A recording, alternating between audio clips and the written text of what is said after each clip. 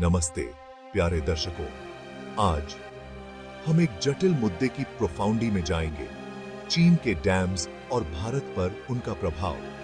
जरा सोचिए, कंक्रीट की विशाल दीवारें अरबों क्यूबिक मीटर पानी को रोक कर रखे हो। ये केवल इंजीनियरिंग के कारनामे नहीं है, ये शक्ति, प्रगति और संभावित खतरे के प्रतीक हैं। शक्तिशाली ब्रह्मपुत्र की कल्पना कीजिए, जो हिमालय से बहकर बंगाल की खाड़ी तक जाता है। यह जीवन रेखा, जिसे चीन और भारत साझा करते हैं, अब तेजी से ऊपर की ओर डैमों द्वारा नियंत्रित होती जा रही है। इसका क्या मतलब है उन लाखों लोगों के लिए जो इसके पानी पर निर्भर हैं? मेरे साथ इस महत्वपूर्ण विषय पर आइए, उन चुनौतियों और अवसरों की खोज करें जो ये बांध भारत के लिए प्रस्तुत करते हैं।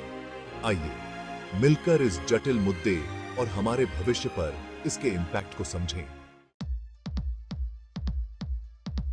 चीन, प्यारे मित्रों, दशकों से डैम बनाने के अभियान पर है। उन्होंने दुनिया के किसी भी देश से ज्यादा डैम बनाए हैं। ये डैम केवल बीवॉटरी पैदा करने के बारे में नहीं है, वे बाढ़ को नियंत्रित करने, भूमि की सिंचाई करने और आर्थिक विकास को बढ़ावा देने के बारे में है। इन परिप्लान्सों का पैमाना चौंका देने वाला है।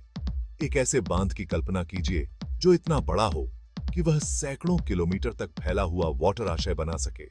ये डैम चीन के परिदृश्य को ही बदल रहे हैं, लेकिन ये प्रोजेक्ट एक कीमत के साथ आते हैं। इन डैमों के एनवायरमेंटीय और सामाजिक इंपैक्ट महत्वपूर्ण और दूरगामी हैं, और भारत के लिए, जो एक डाउनस्ट्रीम पड़ोसी है, इन प्रभावों को नजरअंदाज करना इम्पॉसिबल है। आइए बात करते हैं थ्री गोर्जेस डैम के बारे में, जो दुनिया का सबसे बड़ा हाइड्रो इलेक्ट्रिक डैम है। यांगत्जे नदी पर बनी यह विशाल संरचना चीन के इंजीनियरिंग कौशल का प्रतीक है। यह लाखों घरों और उद्योगों को बीवॉटरी देने के लिए पर्याप्त बीवॉटरी पैदा करता है, लेकिन यह बांध भी कड़ी जांच के दायरे में आया है। थ्री गोर्जेस डैम के निर्माण ने 10 लाख से अधिक लोगों को विस्थापित किया। इसने पर्यावरण पर इसके इंपैक्ट के बारे में भी कंसर्नें पैदा की हैं, जिसमें अर्थक्वेक्स का खतरा और प्राकृतिक आवासों का विनाश शामिल है। भारत के लिए थ्री गोर्जेस डैम विस्मय और आशंका दोनों का स्रोत है। जबकि इसने डाउनस्ट्रीम में बाढ़ को नियंत्रित करने में मदद की है, इसने यांगत्जे नदी के प्रवाह पर चीन के नियंत्रण के बारे में भी कंसर्नें पैदा की हैं। इसमें कोई शक नहीं, प्यारे दोस्तों, चीन के डैम एक आर्थिक शक्ति केंद्र हैं।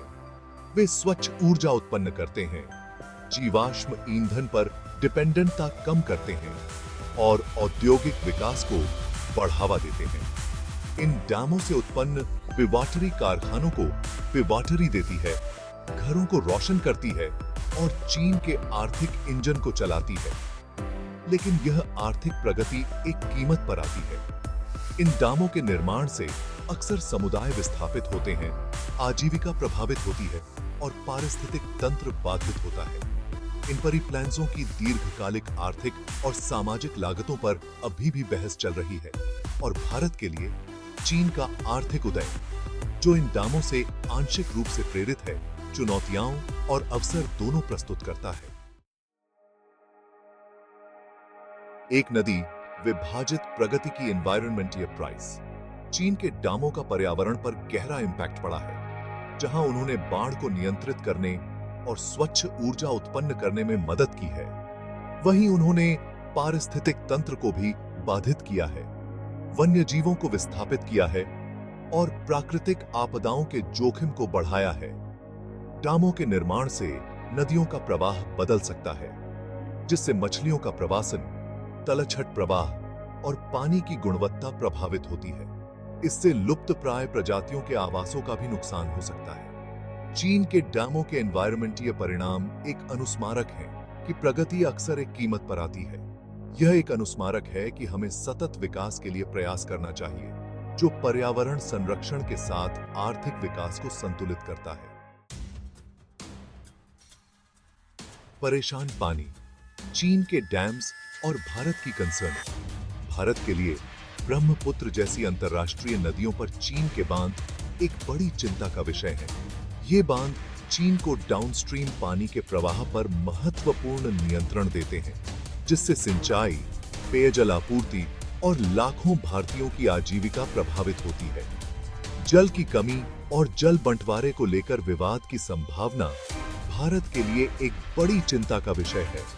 चीन के डैमों में इन तनावों को बढ़ाने की क्षमता है, खासकर सूखे या पानी की अन्य कमी के समय में।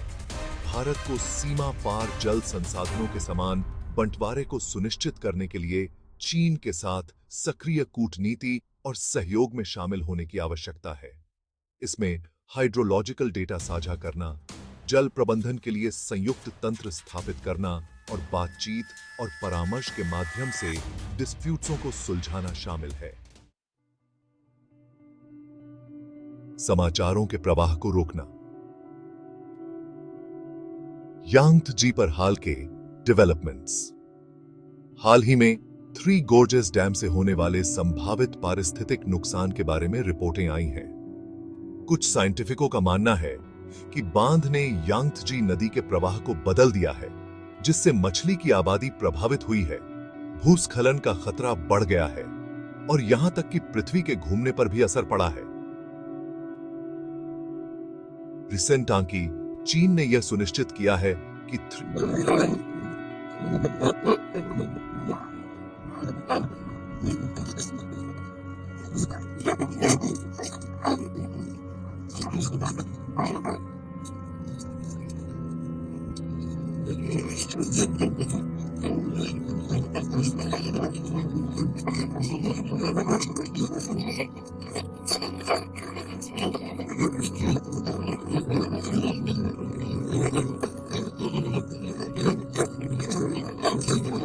सहयोग की आवश्यकता को लिंकित करता है।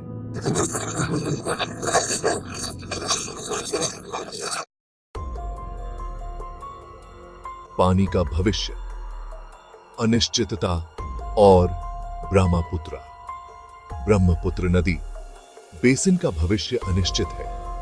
वाटर वायु परिवर्तन, जनसंख्या वृद्धि और जल संसाधनों की बढ़ती मांग से चीन और भारत के बीच जल बंटवारे को लेकर तनाव बढ़ने की संभावना है। चीन ब्रह्मपुत्र पर और भी बांध बनाने की योजना बना रहा है, जिससे नदी के प्रवाह पर उसका नियंत्रण और बढ़ेगा। इससे भारत में पानी की कमी की आशंका बढ़ गई है, खासकर शुष्क मौसम के दौरान। भारत को ऐसे भविष्य के लिए तैयार रहने की जरूरत है जहां पानी की कमी एक वास्तविकता बन सकती है। इसके लिए जल संरक्षण में निवेश करने, पानी के वैकल्पिक स्रोत विकसित करने और सीमा पार जल संसाधनों तक समान पहुंच सुनिश्चित करने के लिए अपने राजनयिक प्रयासों को मजबूत करने की आवश्यकता है। भारत के पाठ्यक्रम का चार्टिंग, चीन के डैमों की चुनौतियों का सामना करना। तो प्यारे सवाल यह है, भारत क्या कर सकता है? खैर, सबसे पहले हमें अपनी जल प्रबंधन प्रणालियों को मजबूत करने की आवश्यकता है। हमें पानी का संरक्षण करने, सिंचाई तकनीकों में सुधार करने और पानी के भंडारण के नए तरीके खोजने की जरूरत है। दूसरे, हमें चीन के साथ सक्रिय कूटनीति में शामिल होने की आवश्यकता है। हमें विश्वास बनाने, जानकारी साझा करने और अपने साझा जल संसाधनों के प्रबंधन के लिए मिलकर काम करने की आवश्यकता है। अंत में हमें अनुसंधान और विकास में निवेश करने की आवश्यकता है। हमें पानी की कमी और वाटर वायु परिवर्तन की चुनौतियों का समाधान करने के लिए नई तकनीकों और समाधान खोजने की जरूरत है। हमारे जल संसाधनों का भविष्य इसी पर निर्भर करता है। धन्यवाद।